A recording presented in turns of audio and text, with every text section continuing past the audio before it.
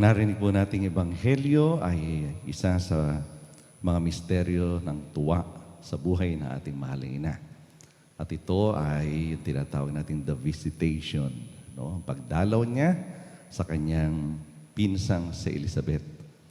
At dito ang larawan na sinabi ay nagmamadali. Nagmamadali siyang pumunta sa isang bayan sa kaburulan ng Huda. Anong kadahilanan kaya't siya ay nagmamadaling bumisita, pumunta sa kanyang pinsang si Elizabeth? Ito ay sa kadahilanang matapos ang announcement, no, ni Anghel Gabriel na siya ay magiging ina ng Diyos, ay sinabi rin nung anghel na ang kanyang pinsang si Elizabeth ay sa kabila, no, ng pagiging baog ay naglihi at nasa ika-6 na buwan na ng kanyang paglilihi. At yun ang tinatawag na sign, no, palatandaan na ibinigay kay Maria upang siya ay manalig dun sa sinabi rin sa kanya na siya ay maglilihi, no, sa pamamagitan ng Espiritu Santo, yung tinatawag na virginal conception.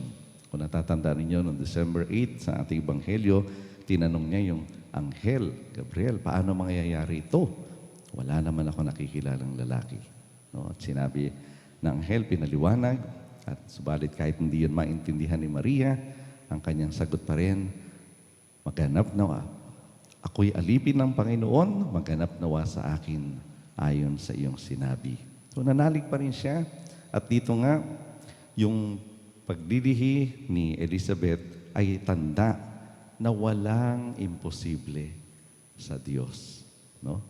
At si Maria ay nagmamadali na makita yung tinatawag na God-given sign, no, na mangyari sa kanyang pinsang si Elizabeth.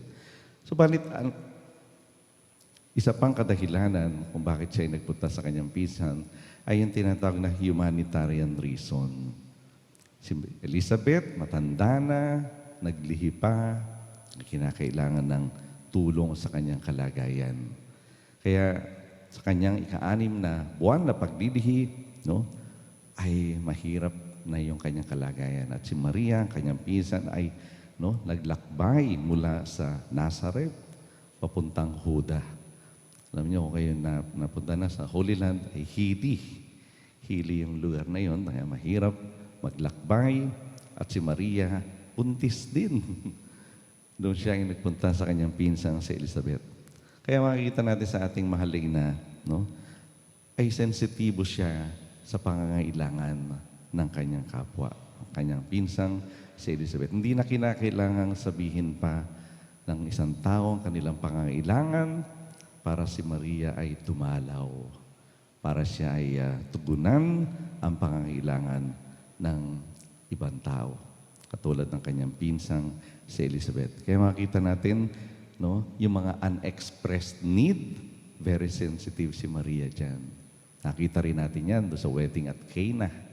Diba? Hindi naman nagsasabi yung mag-asawa na sila ay mauubusan na ng alak, pero nakita yon ng ating mahaling ina.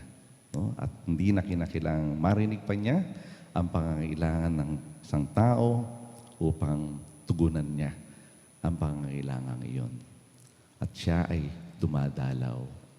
At isa sa naging pagdalaw niya ay sa Guadalupe. No? Marami siya naging pagdalaw, iba-ibang lugar, alam natin, no? Different apparition sites, at yan ay nagiging pilgrimage site. At isa na nga doon ay itong Guadalupe sa Mexico. No? At noon, ang larawan ay madaling araw ng Sabado, ika-9, no, ng Disyembre 1531, at mula sa kanyang nayon, isang Mexicanong balo, no, si Diego, ay naglakad patungo sa kumbento ng mga misyonerong Franciscano. At doon sa kanyang paglalakbay, siya ay nagpunta upang magsimba at mag-aral ng katesismo. At pinagdiwang natin, no, noong December 9, ay kay San Diego naman. Walang ano-ano sa kanyang paglalakbay, nakarinig siya ng isang malambing na awit sa burol na tinatawag siya. At sabi ng tinig sa kanya, Juanito, Juan Dieguito, saan ka paroroon? Ako, si Mariang Mahal, laging bingreng ina ng Diyos na totoo. At hinahangad kong magkaroon ng isang simbahan sa pook na ito bilang tanda ng aking pag-ibig, ng aking awa, pagtulong at paglingap. Ipatupad mo ito sa obispo ng Mexico. So, yun ang kanyang ninais, no? At yun din, narinig natin sa ibang mga apparition sites, yun ang kanyang ninanais, no? Kaya nga doon sa Lourdes, di ba? Nagkaroon din ng simbahan doon. At yun ang atas ng ating mahal na ina, kaya Diego. At siya ay nagtungo doon sa obispo, ayon sa atas ng ating mahal na ina. At isinalaysay niya lahat ng nangyari, pati ang kahilingan ng ating mahal na Birhen. Subalit, syempre naman, hindi ka agad paniniwalaan. No? Sino ba naman ang maniniwala ka agad na matinong tao na bigla may lalapit sa iyo at sasabihin na, kausap ko ang mahal na ina. No? At ito ang ipinasasabi niya. No? So, hindi naniwala ka agad yung obispo, hiningan siya ng katibayan doon sa kanyang nakita sa sinabi ng ating mahal na ina. At sa huling pagpapakita, ngayong araw na ito, December 12, no, ng ating mahal na ina ng Guadalupe, inutusan ng Birhen si Juan Diego sa bundok, no, upang kumuha ng mga bulaklak.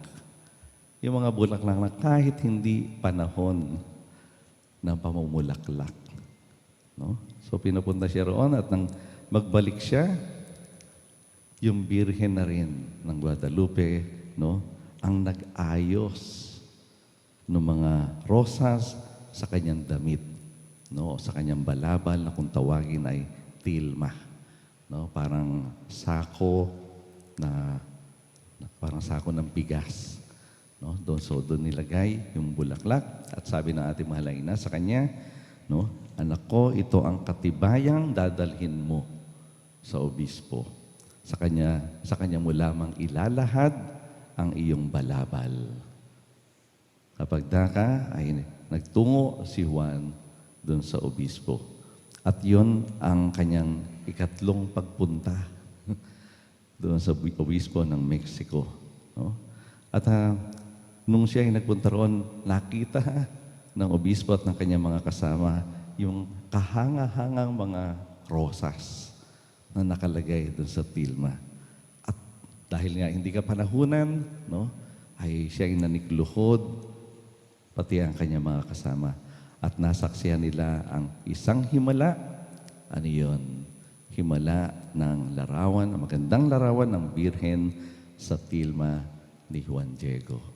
At yun ang larawan na ating nakikita sa mga poster na ating binibigyang papugay. So ito na makikita natin na pagpapakita ng ating mahal ina, pagpapadama niya na siya ay lagi nating kasakasama, no, sa anumang pangyayari sa ating buhay at siya ay dumarating kahit sa sandali na hindi natin inaasahan. Kung paanong siya ay nagpakita, hindi panahon ng pamumulaklak, no, pero siya ay pinapangyari ang imposible.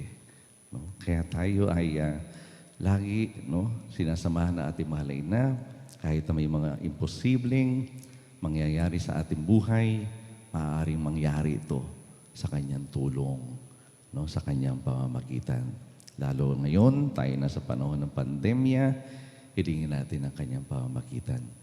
At alam niyo, isang magandang nangyayari sa kanyang pagdalaw, no, may mga blessings na tayo ay tinatanggap. At alam niyo, ngayon po, no, dahil ngayon ay pandemya, ay mayroon pong inilahad ang obispo ng Mexico, no, na siya ay hinilingan ng ating Santo Papa na isang kahilingan at ipinagkaloob ng Santo Papa. No, sa pagdiriwang natin ngayon, ang tinatawag na plenary indulgence, no, sa mga, no, magpaparangal sa ating mahal na ina ng Guadalupe. At Ano ba yung indulhensya? Ito po ay tinatawag na a remission before God of the temporal punishment due to sins whose guilt has already been forgiven. No? Ito yung tinatawag na plenary indulgences, remit all temporal punishment due to sin and must be accompanied by full detachment from sin. No? So kung tayo ay mapagkakalooban ng indulhensyang ito, tayo ay mabibiyayaan, na hindi tayo magawa ng temporal punishment sa purgatorio.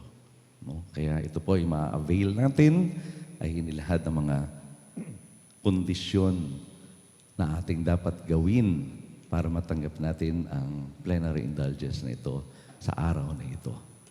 Ano-ano po yung mga kaparaanan na dapat nating gawin?